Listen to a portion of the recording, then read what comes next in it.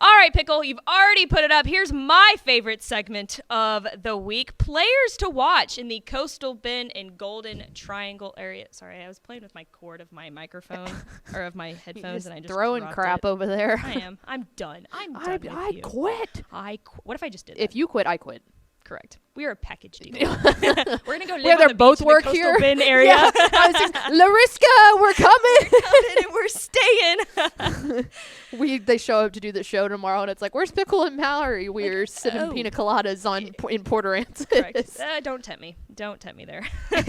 All right, let's start off in the highest classification in the Golden Triangle region with Beaumont United offensive lineman Weston Davis.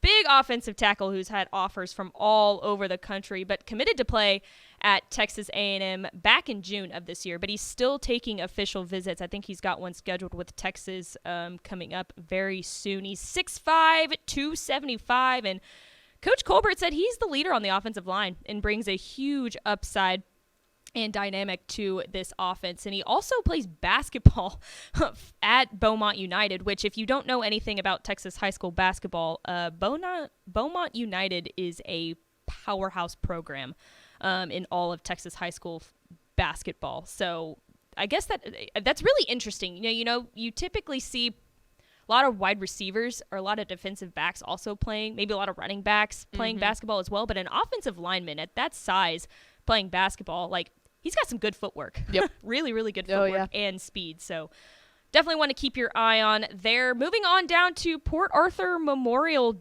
defensive lineman Michael Riles. The junior recorded 5 sacks, 24 tackles for a loss, 2 forced fumbles, and 1 fumble recovery last season as a sophomore. He's 6'4", 240. And has multiple Power 5 offers, including Texas A&M, Texas, TCU, Houston, and USC. And you'll start to realize, too, as I'm going through these guys, a lot of them are either committed or have a lot of interest in Texas A&M. I think it's just because of how close they are, but a lot of these guys are going to Texas A&M.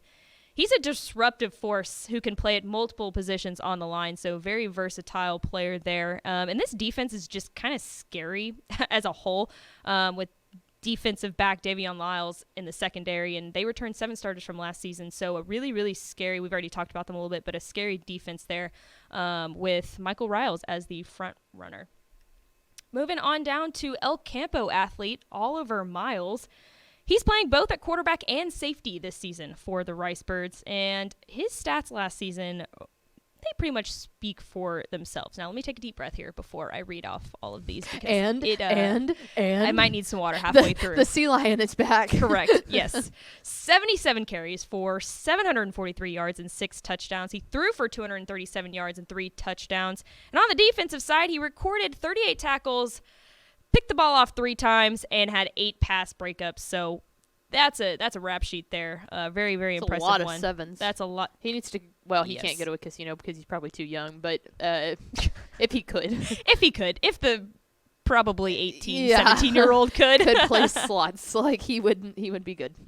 There's a good chance that this dude is just the best athlete on the field at all times.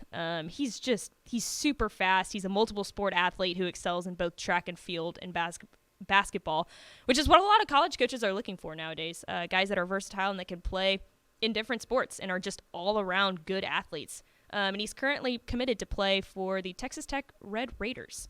So he's very fun to watch. You should watch him. Moving right along to Jasper linebacker Ty Anthony Smith. I think Greg Powers really likes him. I've heard Greg Powers talk about him. Yeah, he rules a lot. Like he's one of those guys that rules at football. Yes, correct. Another Texas A&M commit on the list for this week. And last season alone, dude, this is insane.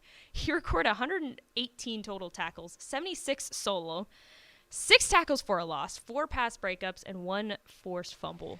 I mean, that's a scary guy to put back there. Oh, he's fun to watch. And that's the thing. This Jasper team is absolutely chock full of top prospects. Mm-hmm. And Ty Anthony Smith still sticks out. Right, like, exactly. You can go down their roster and almost all of those guys could go play. Like, all the starters could go play at the next level. Now, what level depends on it. But he legitimately still sticks out above the rest of them. Well, and I think a lot of that is too, he can play either inside or outside linebacker. So he's versatile. He can he's versatile, and you can put him pretty much anywhere down in the back end there. But I'm really still sad that we didn't get the Jasper Newton matchup, because that would have been a lot of fun to watch. Do I even have to mention this next guy? Never heard of him. I never heard of him. But you can't talk about these regions and not mention at least once Dre'Lon Miller? Sounds about wide right. receiver from Silsbee? You can watch him tomorrow night on Dave Campbell's Texan Live. Watch him. And let's keep it rolling with the Texas A&M commits, because yes, he is another Texas A&M commit. He's the number 3 overall prospect in the class of 2024 in the DCTF Hot 100 player rankings, brought to you by our very own director of recruiting, Greg Powers. And dude is just, he's a generational type talent that you just don't see anywhere, everywhere, I guess I should say, especially down there in the, I guess, Golden Triangle region. 1,400 receiving yards, 24 touchdowns as a junior. He's put up just almost 500 receiving yards and 6 touchdowns through 4 games this season. Dude, you can watch every single one of his games on Texan Live already. He's deep. He's a deep downfield threat with just a dynamic run after catch ability. And he's a blast to watch. So if you really want to watch what this dude's all about, you can watch him every single week on TexasFootball.com. TexanLive.com. Texan Live, excuse me. You can read more about him on TexasFootball.com, but you can actually watch him on TexanLive.com. And yeah, we'll be covering him a lot this week, so make sure to tune in to that. Moving right along to Ingleside, wide receiver and defensive back Jaydon Smith. Larissa talked about him a little bit. He's a really fun guy to watch. And do you know where he's committed to play? I do not. Caw. The North Texas I did know Mean that. Green. Correct. Yeah. I didn't think about that when she said it. Here's the thing about him, too, is that he really, his stats speak for himself last year. But his tape really got out there during the spring of this past season, and that's when he really started to get the eyes on him. He got a little bigger, too. He did get a little bit bigger. He's a dynamic and explosive athlete who can be utilized in multiple positions. He does play on both sides of the ball. He caught 50 passes for just over 1,000 yards and 21 touchdowns last season, and had 21 tackles and 2 interceptions on the defensive side of things.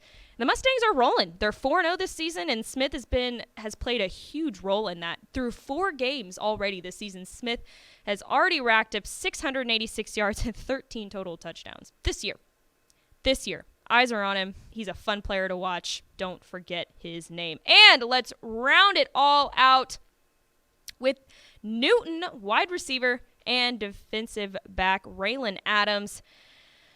Over 1,000 yards on offense and 21 touchdowns last season for the dynamic athlete, and over 100 tackles and 6 interceptions as a junior. He's, again, very, very dynamic. He's one of those guys on Newton where he just kind of stands out with a stacked Newton team there. And he's a guy that Coach Johnson can just rely on pretty much anywhere, and he can be put anywhere on the field and succeed. He's versatile, he's quick on his feet, and just a threat to any team that has to face him during this season. And he's committed to the Fighting Schmales, the Texas State Bobcats.